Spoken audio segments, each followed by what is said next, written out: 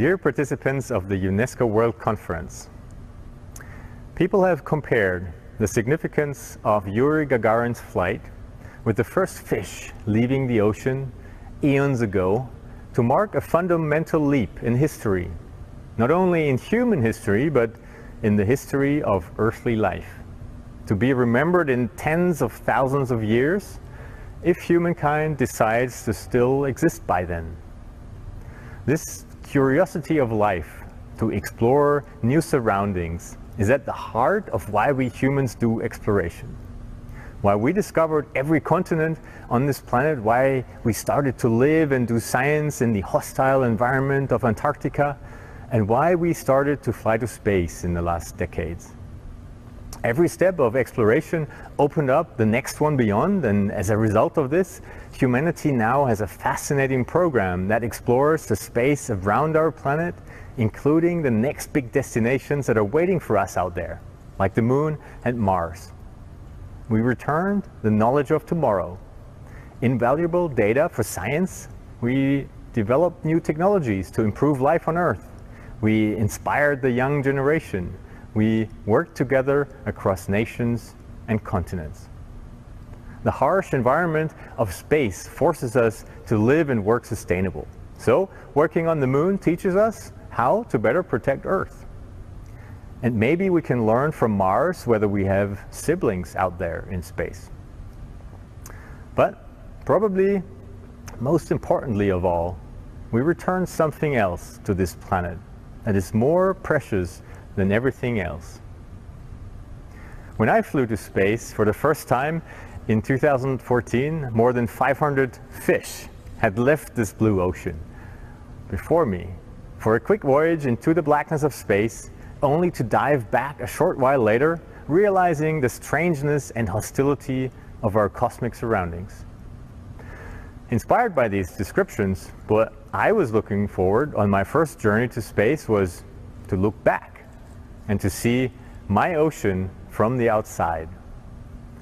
I didn't expect to see any surprises. After all, I'm a geoscientist and I have seen a lot of satellite photos from space before. But what I saw took me by surprise. Imagine yourself in that spacecraft. First, when you haven't found Earth in your window, you are looking at the blackness of space, which is blacker than what you ever could imagine, blacker than the darkness behind the basement door that we were all afraid of as a child. In such an environment, the humming of the life support system in your spaceship gets a different ring to it.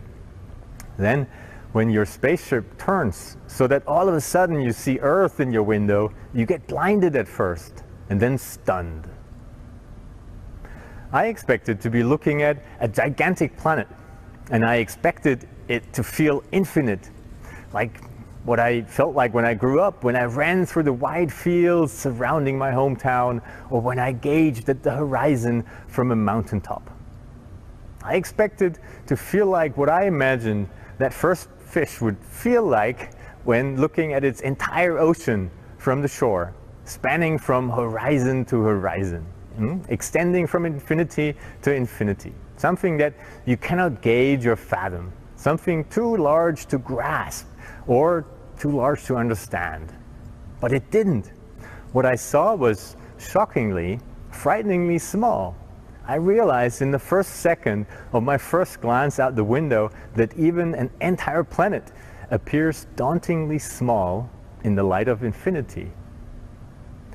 There was black space all the way around this blue thing below me, nothing holding it or protecting it. I realized that it simply is what it is, a water-covered rocky sphere, no less, no more. Everything on it is finite. What we will use up will be used up. The ocean turned out to be merely a lake or a pond.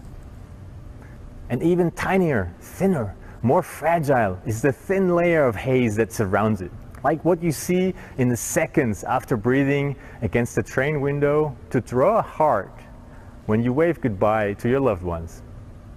Here is what it looks like. We cannot hear it hum, but this thin haze is our life support system. This is the perspective I would like to share with you today. A perspective that appears special to most of you, I imagine, but which in reality is just a small change in your point of view.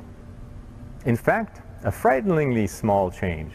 I floated 400 kilometers above the surface of the Earth, which is a ridiculously small altitude compared to the 2.5 million kilometers that Earth travels around the Sun every day. The space perspective that appears so distant to most of you is in reality just me sticking my head out of the window of our home planet. In comparison, the universe that surrounds us is at least 10 to the power of 37 times larger, and it is nearly completely empty and hostile. I am sure that every astronaut who ever left this planet will agree with me. We are explorers, scientists, and adventurers, and as a great writer once said, we are tormented with an everlasting itch for things remote. We fly out there thinking that space is the most special place a human can be in. But we come back realizing that our only home in the universe is this special place down here. Every piece of it, our marble in space, the only place that we know of where humans can live. The photo that you see here is amongst the first ones that I took from space. I called it Cosmic Smile. I imagine that if fish could feel, this is what this first fish would have felt like just before it jumped back into its ocean, realizing an overpowering importance to protect this place. You are my fellow astronauts, astronauts of spaceship Earth. Just like the International Space Station orbits around Earth, you and I are currently orbiting our central star, the Sun, once every year in a large black cosmos with all of us inside. In the next days, you will be discussing how to keep the life support system of our little spaceship running. We need to keep in mind this is something that we could break, easily break, even unintentionally if we don't pay attention. It has no backup. And if we do break it, then that's it. Then we're finished. Then human history will end. There is no planet B. Therefore, I would like to leave you with this perspective today. The perspective of a fish looking back, not at an ocean, but at a pond.